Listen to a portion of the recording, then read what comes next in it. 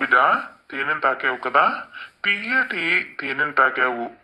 తీయటి తేనెను తాకిన నీకు నీ జీవితం అంతా కూడా చాలా తీయందనంగానే ఉంటుంది. ఎలాంటి చిక్కులున్నా, ఎలాంటి అడ్డంకులున్నా అవన్నీ కూడా ఇలాగే తోసిపోతాయి. ఇట్టే నువ్వు వాటన్నిటిని కూడా సరి చేసుకోగలవు. ఎందువల్లంటే నీ యొక్క మాట తీరు అంతా కూడా ఎవరిని నొప్పించకుండా చాలా తీయగా ఉంటుంది. నీ యొక్క మాట చాలా స్వచ్ఛంగా ఉంటుంది కాబట్టి ఎవరు కూడా నీ మీద అసూయపడటం, అలాగే నిన్ను ఎవరు కూడా తిట్టటం, నీ మీద ద్వేషం పెంచుకోవటం అనేది చేయరు. కాబట్టి అందరితో నీ మాటలతోనే కలుపుకోలుతనంగా మంచిగా నీ మాటలు పక్కోపరంగా ఉండటం వల్ల అందరూ నీ వాళ్ళు అవుతారు. నీకు ధనబలం ఉందో లేదో, జనబలం మాత్రం బాగానే ఉంది. ఆ జనబలం వల్ల నువ్వు ఎక్కడికి ఏ అవసరమని వెళ్ళినా అందరూ సహాయపడతారు. ఇదంతా కూడా నీ మాట తీరు, ఇతరుల పట్ల నీకున్న గౌరవం, నువ్వు మర్యాదించే దాన్ని బట్టే వాళ్ళు కూడా నిన్ను గౌరవించి ఇష్టపడుతూ ఉంటారు. ఇది నీ జీవితంలో ముందుకు సాగడానికి ఎంతో బాగుంటుంది. కాబట్టి ఎప్పుడు కూడా కోపం వచ్చినా ఇతరుల పైన అస్సలు చూపించకు. ఎందువల్లంటే కోపం అనేది, మన కోపాన్ని ఇతరుల మీద రుద్దడం అనేది ఎంతవరకు న్యాయం చెప్పు. నీ కోపం నువ్వే అంచుకోవాలి, నువ్వే అనుభవించాలి. నీ కోపాన్ని ఇతరుల పైన చూపిస్తే వాళ్ళెందుకు ఊరుకోవాలి? వాళ్ళు నీ కోపాన్ని భరించలేరు కదా. అలా భరించినప్పుడు నీకు అందరూ శత్రువులే అవుతారు. కాబట్టి మాటలనేవి ఇప్పుడు ఎలా ఉన్నావో అలాగే చక్కగా మాట్లాడు. ఎవరిని కూడా దూషించకుండా, కోప్పడకుండా నెమ్మదిగా అలాగే ఉన్నావంటే అందరూ నీ వాళ్ళే అవుతారు. కానీ నీకొచ్చిన చిక్కులంతా ఎక్కడొచ్చాయో తెలుసా?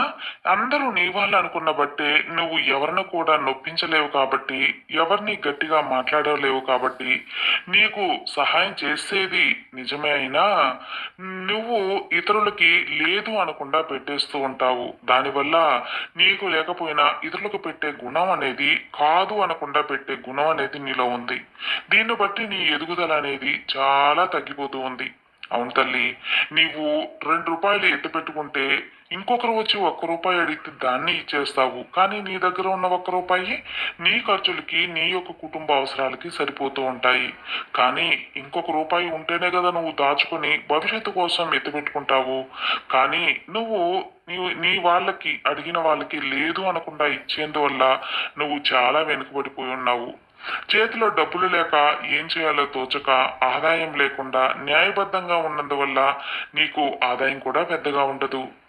కానీ ఈ పరిస్థితి ఎప్పుడూ ఇలాగే ఉండదు. నీ యొక్క కర్మదోషాలు అన్నీ తొలగిపోయిన తర్వాత నీకు మంచి స్థాయిలో నేను చేరుస్తాను. నీ యొక్క మంచితనం, నీ యొక్క నిజాయితీ ఇవన్నీ కూడా నిన్ను ముందుకు వెళ్ళేలా చేస్తాయి. ఎప్పుడు కూడా బాబా బాబా అని నా సేవలో తరించి ఉన్న నీకు నా ప్రేమను, నా యొక్క అనుగ్రహాన్ని నీకు కల్పిస్తాను తల్లి. జీవితంలో ఏది కూడా నీ వెనక రాదు. నువ్వు సంతోషంగా గడిపే క్షణాలు తప్ప. నువ్వు సంపాదించింది ఏది కూడా నీతో ఉంటుందో తెలుసా? ఒక్క నీ మంచితనం, నువ్వు చేసుకున్న పుణ్యం. ఎదుటివారి హృదయాల్లో కూడా ప్రేమ అవంతా కూడా శాశ్వతంగా ఉంటుంది. అవంతా నువ్వు ఏర్పరచుకుంటున్నావు. కానీ నీకున్న కష్టం అంతా కూడా ఇప్పుడు ధన కష్టమే. ఆ ధన కష్టం కూడా అతి త్వరలో నీకు తొలగిపోతుంది. నీలో ఎదుటి వారికి సాయం చేసే గుణం ఉండటం వల్ల భగవంతుడు నీకు ఎప్పుడు కూడా సాయం చేస్తూ ఉంటారు. అందరికీ ఒక బంధువులా నిన్ను చూడాలి. ఎవరైతే ఉంటారో వాళ్ళు ఎప్పుడు కూడా ఉన్నత స్థాయికి చేరుకుంటారు. కష్టంలో సాయం చేసేవాడు సామాన్యుడైనా సరే దేవుడి కంటే గొప్పవాడు. దేవాలయాల్లో ఉన్న భగవంతుడికి పెట్టే దండం కంటే సాయం చేసిన వాడికి పెట్టే దండం దేవుడు తప్పకుండా స్వీకరిస్తాడు. అలాంటిది నువ్వు అందరికీ లేదు అనకుండా నీ వంతు సాయం చేస్తూ ఉన్న నీకు ఈ సాయి తప్పకుండా సాయం చేస్తాను. నోరు లేని జీవులకు అన్నం పెట్టు. నీ దగ్గరకు వచ్చి ఆకలి అన్న వాళ్ళకి లేదు అనకుండా ఒక్క ముద్దైనా పెట్టు తల్లి. నీ జీవితం చాలా తీయందనంగా గడిచిపోతూ ఉంటుంది. నీకు రాబోయే కాలంలో నీకున్న ఆ ధన కష్టం కూడా మొత్తం పోయి నువ్వు మంచి స్థాయికి చేరుకుంటావు. పెట్టే చెయ్యికి భగవంతుడు ఎప్పుడు కూడా ఇస్తూ ఉంటాడు తల్లి. కాబట్టి నీవు తేనెలా తీయటి మనసు కలతానివి.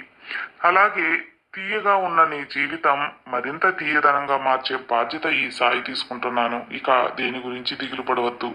సంతోషంగా నువ్వు ఇప్పుడు ఎలా ఉన్నావో అప్పుడు ఎప్పుడు అలాగే ఉండు. ఈ సాయి నీకు ఎప్పుడూ అండగా ఉంటాను తల్లి. నన్ను నమ్ముకున్న వారికి ఎప్పుడూ నేను చేయి వదలను. ఈ సాయి నీతో ఉండగా నీకు భయం ఎందుకు చెప్పు?